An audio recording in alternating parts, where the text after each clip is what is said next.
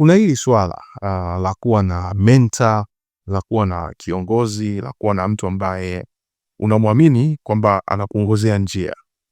Ni jambo zuri sana, lakini inabidi lije na umakini wake kama wewe ndo mentee, kama wewe ndo yule ambaye unaamini kwamba unasaidiwa. Na mara nyingi tunasaidiwa.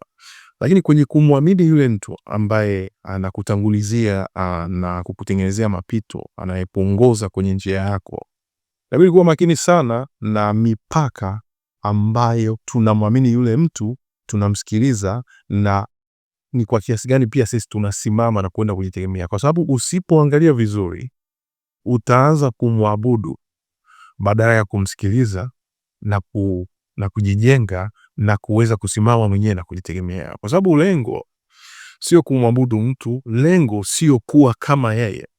Lengo ni kupata msaada, ni kushikwa mkono, ni kupata maarifa na ujuzi, labda pengine na networks ambazo zitasaidia kilichoko ndani yako kitoke.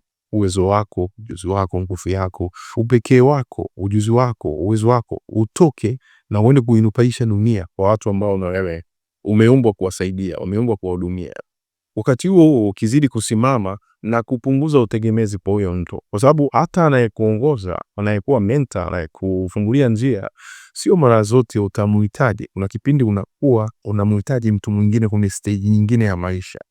Sasa tunachokikosea ni kwamba kuna muda unamsikiliza mtu, unampenda, unamkubali kiasi cha kuanza kumwabudu, na unaipoteza njia yako, unabaki kutumika chini ya mtu. Inafikia kipindi tu unakuwepo na ukomo, unakuwepo na kizuizi juu yako. Ni kwa sababu ya kuanza kumwabudu badala ya kuchukua unachokichukua kwake, na yeye akakusaidia kukitoa kilichofichwa ndani yako. Kama mtu hakusaidii tena kikuza na kukichomoa kilichoko ndani yako ili kikashaini huko kwingine, hilo ni tatizo. Huo ni utumwa, hicho ni kifungo.